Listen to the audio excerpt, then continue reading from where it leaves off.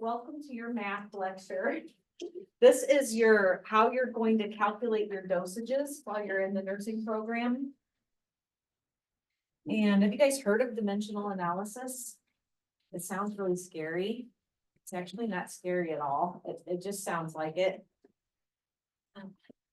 Let's see. We started this because there are several different ways to do this. There's a formula method, a dimensional analysis, and what was the other one? Conversion.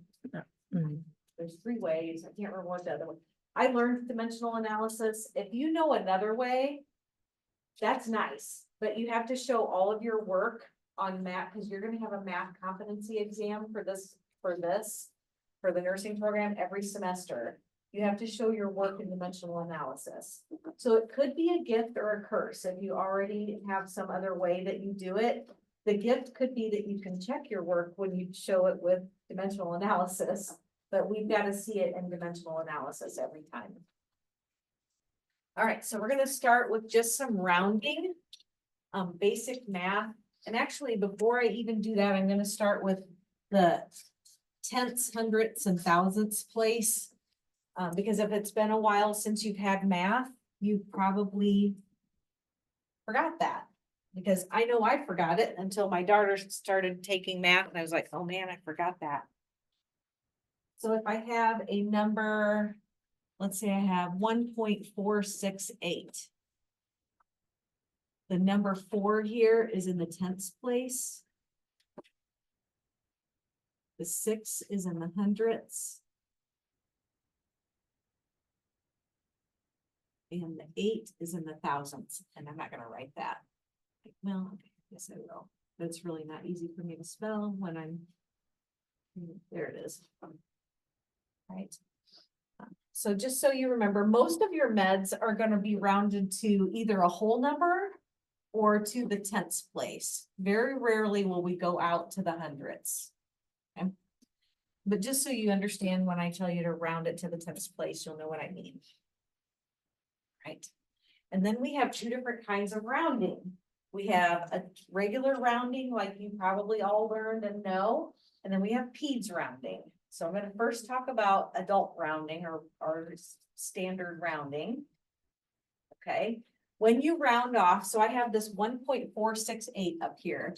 If I was going to round off to the tenths place, I look at the hundredths place, and if that number is 1 through 4, I leave that a 4.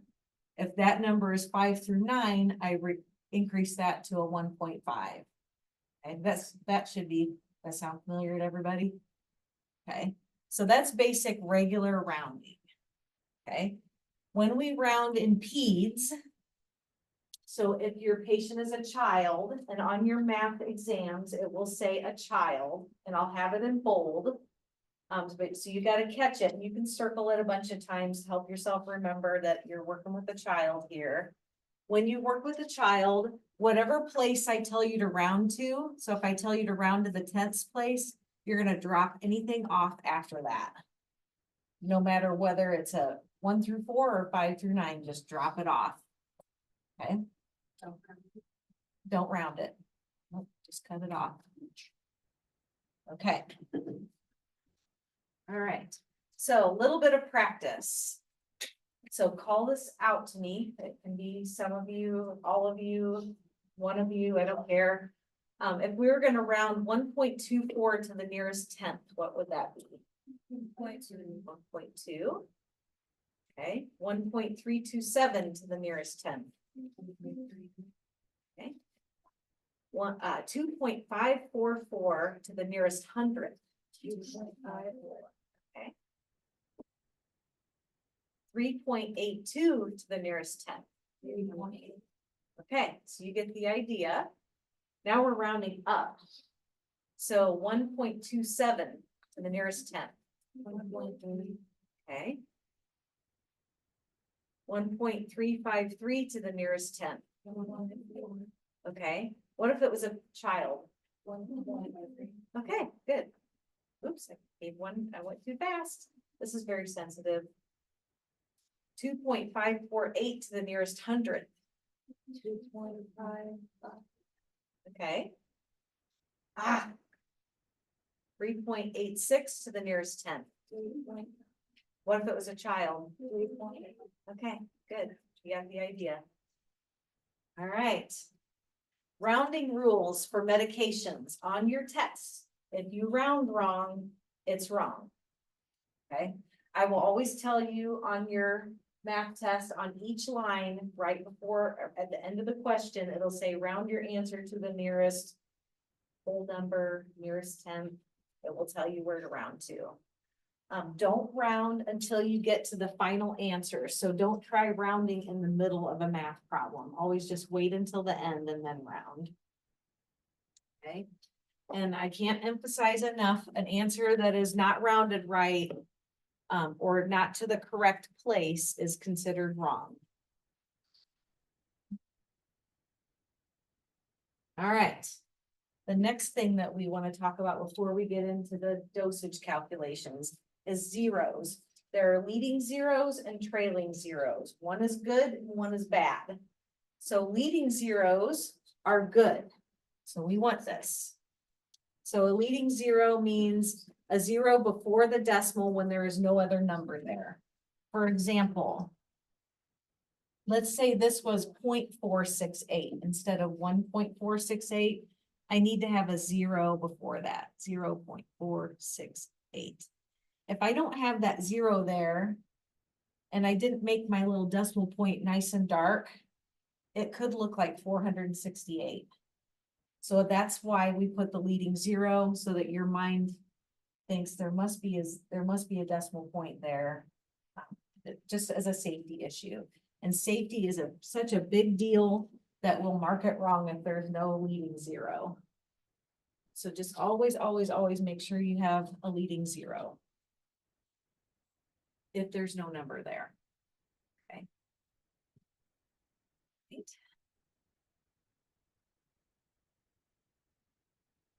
When writing numbers as decimals, there should always be a leading zero. It's a safety issue. Any number answer given without a leading zero is incorrect, even if all the other numbers are correct. So whether that's on homework or a test, you'll also get math questions on your tests, your course exams. That you guys haven't had a course exam yet, right? When is your first course exam? Next Friday, right? Next Friday. So you might have some math on it. So, this is good timing, I guess, maybe, or bad timing, I don't know. Think of math questions as a question you can easily get right, because you're don't want to do this really perfectly. So it could be an easy point or easy 5 points or however many questions they put on your test. Shifting gears to trailing zeros. Trailing zeros are bad. So we don't want to have any of those. So this would be a trailing zero. Let's say I put 1.4680. That means the same as that, but I don't want that zero there because it could look like 14,680. I mean, there's a few different things it could look like. So just get that off of there because it could cause somebody to get a massive overdose. So does everybody understand why it's so important to not have trailing zeros and to have leading zeros? Money's a different story, $2.50. You need that zero there because that's what it tells you it's 50 cents, but in healthcare dosage calculations, leave that zero off. And just the same, any answer given with a trailing zero is marked wrong, even if the other numbers are right, because it's such a safety issue. Just a couple of examples here. This is posted in Canvas. You probably didn't see it this morning, but I just made it open for you. So you'll be able to access this presentation later today, or now if you want to look at it. All right, this slide is some conversions to memorize. Maybe not every single one of them. If you're in peds, It might be nice to print this and make it small and like put it on the backside of your badge. Because in peds, they do use like teaspoons, tablespoons, things like that. But usually, always in your math tests that I give you in each semester, they will all be in metric. So the nice thing about that is 1,000 is your conversion for everything, which I had somewhere right here. So these are kind of the most important things to remember from that slide. So your 1 kilogram is 2.2 pounds, 1,000 micrograms is 1 milligram, 1,000 milligrams is 1 gram. And then I just specified some too. But those are probably the ones that you're going to use the most often.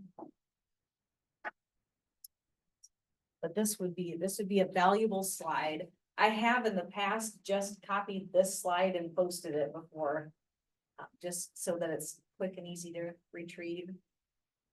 Oh, here's an important little thing to say down here. CCs. I don't think any of you are old enough to have used CCs, but we did at one point. That's no longer used as an abbreviation because when it's being written quickly, it can look like 2 zeros. So we don't say CCs. 1 CC is equal to 1 milliliter, but we just quit using that language and we use milliliters now. That took a little bit of adjustment. Yeah. All right, so now on to the math calcs. Everybody's good on rounding and all that. All right, we only use dimensional analysis in the nursing program. So I got to give you my little sales pitch, and it's not my sales pitch. I'm just delivering it, but it's just units of measure that are analyzed. So it sounds like a big fancy, like you need to be an engineer to do it. That's not how it is. It's if I can do it, you can do it. I was a B math student in school, and I can get these questions right every single time. So if I can, you can. All right, the research on it showed that it produced sustained, accurate learning and more confidence in you as you're calculating your dosages. So that's a good thing. Confidence is good when you're calculating doses. All right, so some basics. It involves using pairs of numbers that are related. This makes no sense until you see it in an actual dosage calculation. But what you do is you try to get your units to cancel out diagonally so that you leave what you're solving for all by itself. So I'll show you. And I didn't make this, but I think it was genius. The lady that made this, she's retired now. But she made this and made it so that you could see it if you were a visual person without numbers. So you'll start and you'll have your units will cancel out like this. And here's a longer problem. Some of your problems will be really short. Some of them might be only one of these. Some of them might be clear out long. The ones I did with my second year students last week were long. Because that was heparin and critical care dosages and it had weights in it. But we're going to start simple and keep ours will be kind of shorter for now. All right, so what do I need to know from the math problem?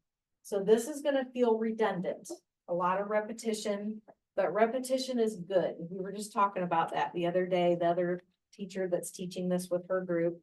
And it is very redundant, but when it's the first time you've ever seen it, some repetitiveness is good. All right, so it's going to ask you the same 4 questions every time, and you're going to get tired of these 4 questions. What am I solving for? What unit of measure? Is it tablets, capsules, milliliters, milliliters per hour, or drops per minute?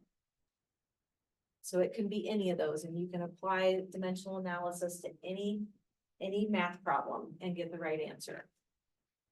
What does my medication order actually say? So what is the dose in it? How often is it supposed to be given? Am I calculating for 1 dose or more than 1 dose? All of your problems for your math test that I give you are for 1 dose. An important question that you'll need to know is what do you have on hand or what is your pharmacy providing? So the dose might be a 10 milligram tablet, but maybe your pharmacy only gives you 5 milligram tablets. You have to decide, am I gonna give 2 tablets, 3 tablets, half a tablet? So you have to look at what you have on hand. And are there any conversions needed to solve the problem? And that will make more sense when you see some problems. We'll do some that don't need conversions first, and then we'll work towards more complex. Okay, so how is the problem set up? We start with the units that we're solving for and a grid. Okay, so if I'm solving for, or it could be kilograms, if you're trying to convert pounds to kilograms, that's not usually, that will be in your grid, but I'm not gonna give you a problem just to solve for kilograms. You'll have to convert in a grid, but not just for that. But let's say we're gonna solve for kilograms. So we're gonna start with kilograms in the top left stack. That's probably the single most important thing for you to remember that I've said so far, is whatever you're solving for goes in the top left stack. Okay, in the numerator on your left side of your grid. Okay. And I had it written up here somewhere behind the screen, I think. Okay, so we're gonna start by solving for how many kilograms a 165-pound patient is. So I'm gonna start with my grid with my kilograms in the left top stack. And I know that 1 kilogram equals 2.2 pounds. Put that somewhere in your synapses that will never be lost in your brain. If you have to say it out loud, whatever, but always remember 1 kilogram equals 2.2 pounds.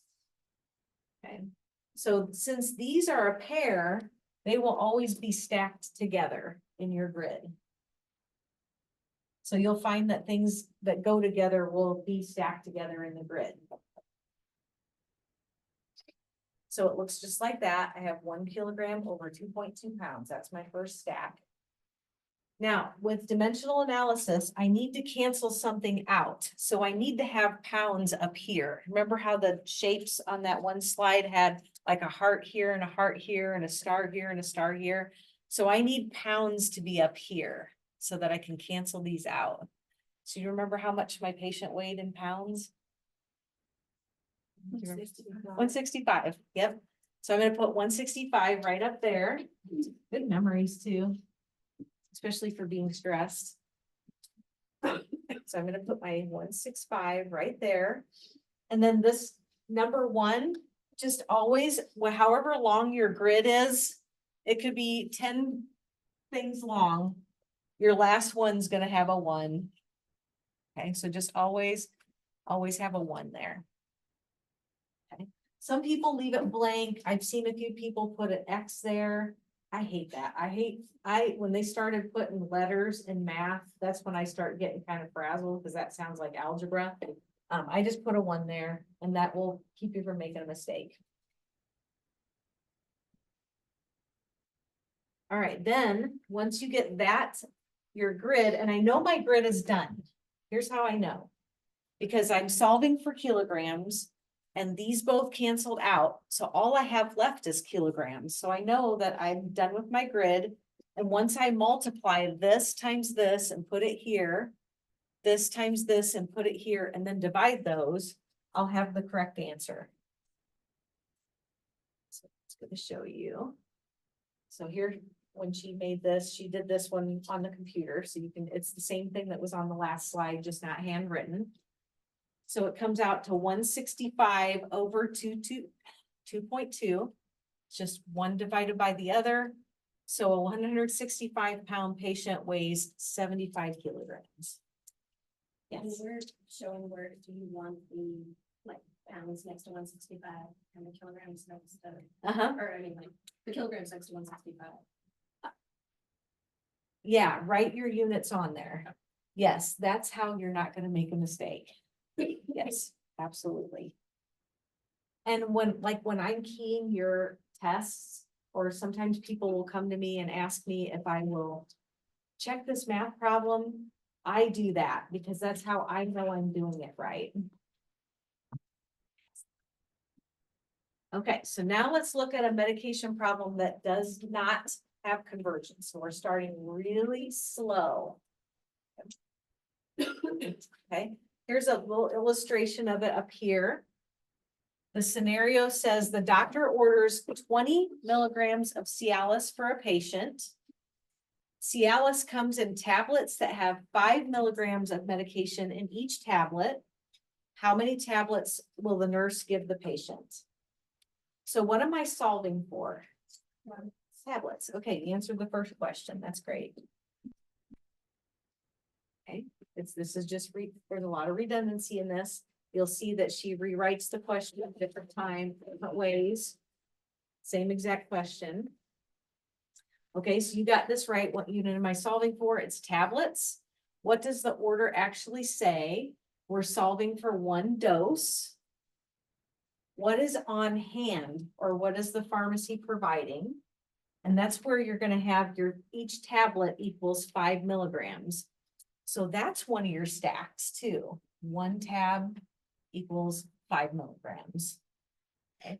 And are there any conversions needed? No. Here's why. My order is in milligrams and my on hand is in milligrams. If one of these was in grams or micrograms, I would have a conversion. But since they match, I have no conversions. Oops. Okay, so we're going to start with a grid. And when you make your grid, every time you do a question, you're just going to make a plus sign, and you can always make it bigger. And I do that every time I start, and I always have to make it longer and add another stack to it. So just start with that. And I'm solving for milliliters, caps, tablets, thank you. So I'm going to put my tab on top because that's what I'm solving for. And that first stack is going to be what I have on hand. So each of my tablets that I have on hand contains, I think it was 5 milligrams. Yep. So since I have milligrams down here, what do I need up here? Milligrams. So what do you think I'll put up there from this? 20. Yep. So this will be 20 milligrams. And then what am I going to put here? A 1 at the bottom.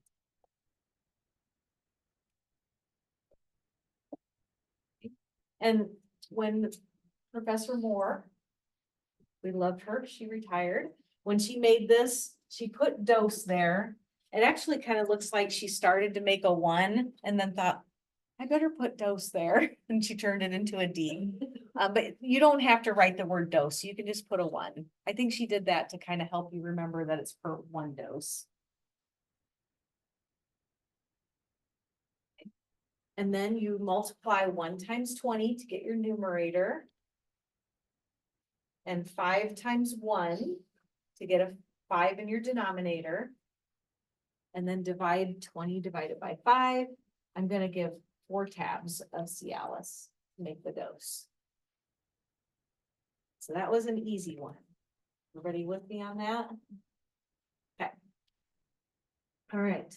Let's do another one. This one's a liquid. So instead of being tablets, it's how many milliliters. The physician orders furosemide, 40 milligrams PO daily. The pharmacy sends up furosemide, 80 milligrams in 10 milliliters of liquid. How many milliliters will be administered for 1 dose? So let's pause for a second and talk about the difference between milligrams and milliliters. Milligrams is a weight. So that is how much weight of that drug is there. And milliliters is the volume. So it's like a liquid measure. So it's how many weights of this drug is in this volume of liquid.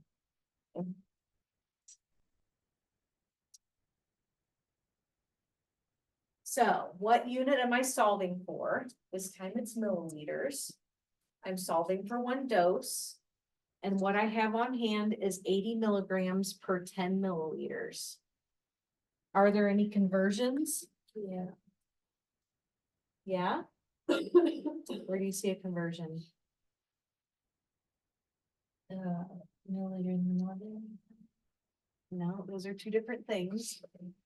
So we don't have any conversions here because my dose is in milligrams and my on hand is in milligrams.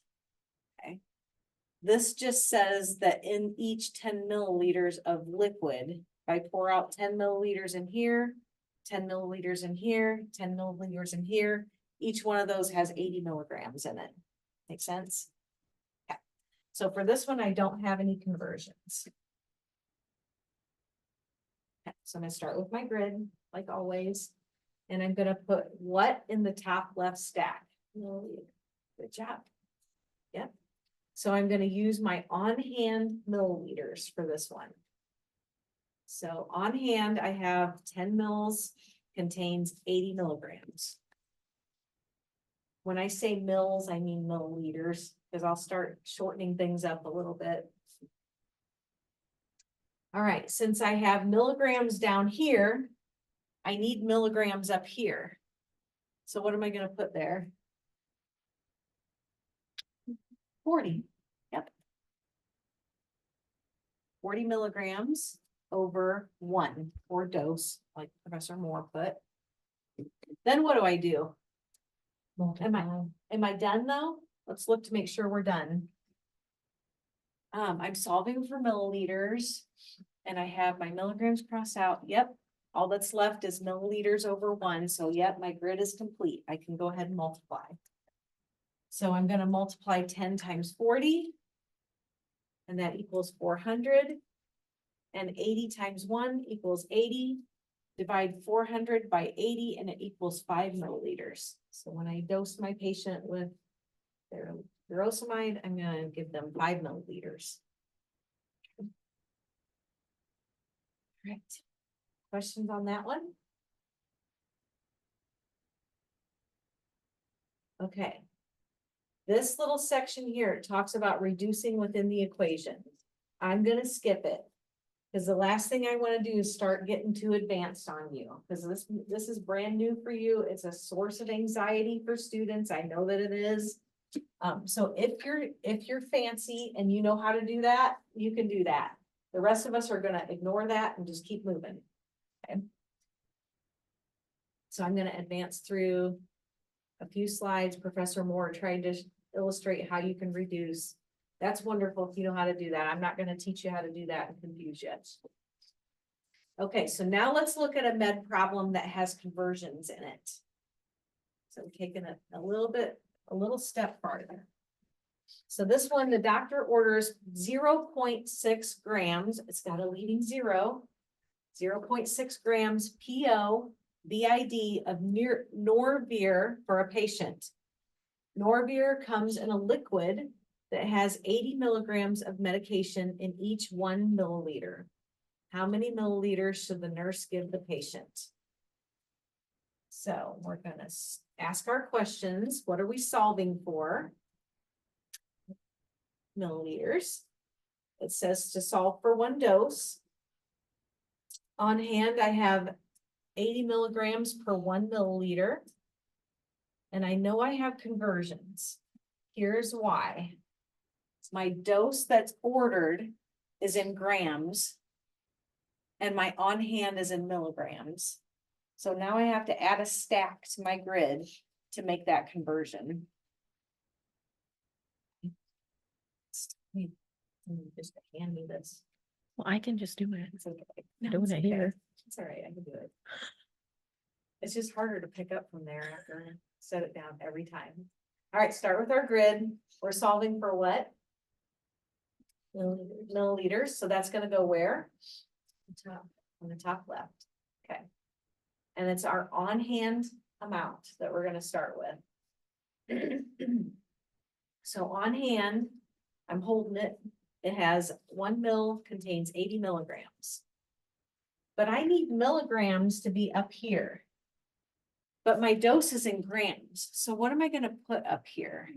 1,000. That's right. Okay, so I'm gonna put 1,000 milligrams equals what on the bottom? 1 gram. Okay. Am I done? No. Okay, right. Because I don't have my milliliters alone. So I have to make I have to extend my grid, make a line down here and extend this line. And then I've got to put grams up in that top right corner. And that's where my dose, my 0.6 grams goes. So my grid got longer this time because I had to put a conversion in it. Does everybody see that? And now when I cross everything out, my milligrams, grams, grams, I'm left with milliliters by itself. And that's what I'm solving for.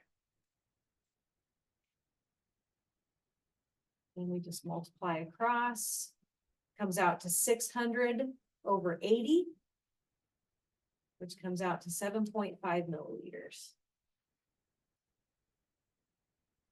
Do you understand that one? Pretty simple so far, pretty doable. I have some practice questions for you to do too. Okay, let's do another one. The physician orders digoxin elixir 0.05 milligrams PO daily.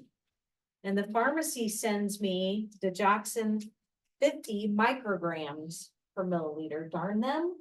Why can't they just make it be in grams or milligrams? And no, they're going to make me do a conversion. That's what they have on hand. How many milliliters are administered for one dose? We're asking our questions again. We're solving for milliliters for one dose. On hand, we have 50 micrograms in 1 milliliter. And I do have conversions because my dose is in milligrams and my on hand is in micrograms. I gotta make a conversion. Start with our grid. With what in the front stack? 1 milliliter equals 50 micrograms. Okay. Now, what do I need to have up here? What unit? Micrograms. So what am I going to put there? 1,000 micrograms equals 1 milligram. Now I need to extend my grid again, add a line down, extend my line out to the right, because I need milligrams up on the top right. 0.05 over 1, or in this case, over dose. Then we multiply across 1 times 1,000 times 0.05 equals 50. 50 times 1 is 50. So 50 over 50 equals 1. Any number over itself is always 1. That might be another one of those old math things that, oh yeah, I forgot that. So we're going to give 1 milliliter. Now we're going to add some weight to it. Are you good so far? Okay. I don't want to lose anybody in advance without everybody being with me. All right, so now my physician has ordered 20 milligrams per kilogram of Versed for a patient who weighs 70 kilograms. Versed comes in a liquid that has 5 milligrams of medication in each milliliter. How many milliliters should the nurse give the patient? So there's the question rewritten. I'm solving for milliliters, solving for one dose.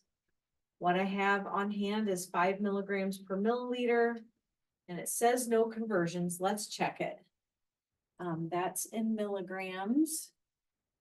And my on hand, I lost track of, where is it? Oh, it is 5 milligrams. Yep, so I have, my units are the same. And your weight's the same. And my weight's the same. That's right, yes. Because they gave us our weight in kilograms. You don't have to, you can bet the next one's gonna be a conversion for weight too. But for this one, we gave it to you in kilograms. All right, so we're gonna start with our grid with milliliters on top. My on hand is 1 milliliter equals 5 milligrams. Now I need milligrams up here. What do you think I'm gonna put up here? 20 milligrams per, because that's a stack together, So it'll be 20 milligrams per kilogram, 1 kilogram. Like that. Okay, yep, and then I need to extend my grid again, and I need kilograms up at the top, and we gave it to you, so it's 70 over 1.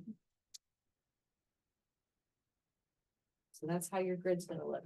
Now let's check, are we done with our grid? Does everything cancel out?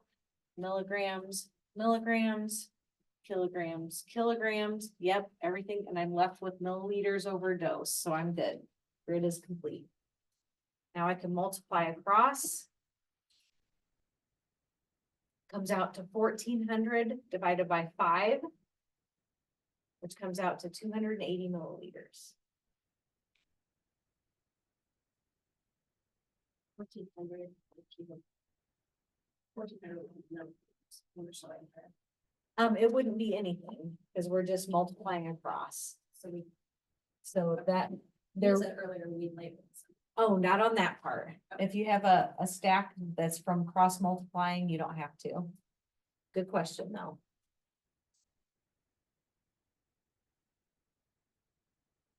All right. Now let's look at one with a conversion where I give you the patient's weight in pounds. So it's gonna be a little longer. This order says augmentin 12.5 milligrams per kilogram PO every 12 hours. The child, so on your test, the child will be in bold, and you can circle it when you spot the bold word. You can circle it because you want to make sure that you round right at the end of the problem. The child weighs 22 pounds. The pharmacy sends a 75 milliliter bottle of augmentin labeled 125 milligrams per 5 milliliters. Let's pause for a second. There's some pieces of information in here that don't matter. Do I care how many milliliters are in the bottle that's sent up? I don't care. I don't care if it's 280. I don't care if it's 5. That does not go in my grid. Okay, so part of the challenge to you is to pick out the things that matter and the things that don't matter. So that is one of the things that may seem like a trick, but it's important that you can distinguish what's important and what isn't important, because you're going to give medications to people that trust you. So you want to make sure you're doing it right. So a 75 ml bottle does not matter. I care about the concentration of the med that's in the bottle, which is 125 milligrams in 5 milliliters. How many milliliters will I pour from the bottle for 1 dose? Okay, so we're gonna start, we're solving for what? Milliliters. We're solving for 1 dose. On hand, we have 125 milligrams per 5 milliliters. And we do have conversions. We have a conversion here. Let's see, or at least our med is in this, is the same. I have milligrams here, milligrams here. But my conversion comes from, it's per kilogram, and my patient's weight is in pounds. So that's gonna be the conversion for this one. So we'll start with our grid. With milliliters on top, and our on-hand supply is 5 milliliters, contains 125 milligrams. Okay, then I need milligrams up here. So what am I gonna put up here? 12.5 milligrams per 1 kilogram.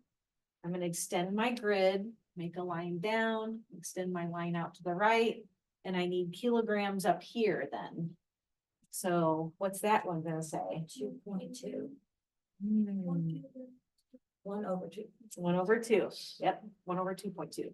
1 kilogram equals 2.2 pounds. Remember that little thing to remember?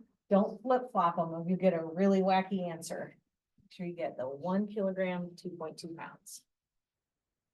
Okay, is my grid done? No. Okay, good catch. It's not. And I know that because I crossed out my milligrams, I crossed out my kilograms, but I still have this pound here. So I need to extend my grid even longer. And I need pounds up here. Remember how much the baby weighed? 22 pounds. Okay, over 1, there's your customary 1 that just sits there to hold that plate for you. Now is my grid done? No. Well, yeah, it is. Mhm. Yep, everything cancels out and all I have is milliliters left. So now I can multiply across. It comes out to 1375 over 275. And your final answer is 5 milliliters. Good. So all the problems we've been doing so far have been just in paragraph form where it just gives you the like it's just written. Now we're gonna look at one that you have to read a label, an actual med label. Some of your problems will be paragraphs, some of them will be med labels. So you have to be able to do it both ways, and you can do it. Sometimes the med label will have information on it that does not matter. So that's why we add labels in, so you can look at them and figure out what matters to my grid and what doesn't matter. So we have Estrotabs. It's a bottle of pills that you can shake that has estrogen tablets in it. So we're looking at the bottle here. And it says 1.25 milligrams. So that means each tab has 1.25 milligrams in it. There's also this little 100 tablets over here. That just means that's how many came in the bottle. I don't care. I don't care if there's 20 in there. I don't care if there's 5 or 100. That does not go in my grid. Okay. So what am I solving for in this one? Tablets. Okay, I'm solving for 1 dose. On hand, I have 1.25 milligrams per tablet. And I do have a conversion because my dose is in milligram, or my dose is in micrograms. Yes, I ordered dose, but my on hand is in milligrams. So I know I'm going to have to convert for that. Okay, so I'm going to start with my grid. And what's going to go in the top? Tabs. Okay, good. It's gonna be 1 tab was 1.25 milligrams. And then I need milligrams up here. But it's not, what is it gonna be? 1 milligram over 1,000. Yeah. Is that how it goes? Mhm. Okay. Oh, because it's micrograms. I was thinking grams. Here it goes. 1 milligram equals 1,000 micrograms. Extend my grid. And then what do I need up here? 1250 micrograms. That's my ordered dose. Over 1 or dose. Is my grid done? Yes. Yes, it is. My milligrams cancel out, my micrograms cancel out. I am left with tablets over dose. So it multiplies out to 1250 over 1250, which comes out to 1 tab. You might be able to, if you're good with the metrics, you might have been able to look at that bottle and know the 1 tab. And that's great, but you still got to show your work. Because there will be some complex problem that you won't be able to do that with, so you'll need to know how to do it so that you can show that you know how you're coming to that calculation. That's the end of this one. I'm gonna teach you IV doses too. Do you need a brain break for a minute? Are you good to go on to the next thing? Okay. All right. You want me to stop this and then restart another Zoom? No, just leave it. Okay. Let the other part point. Okay. And then I'm gonna bring up the other one on here too.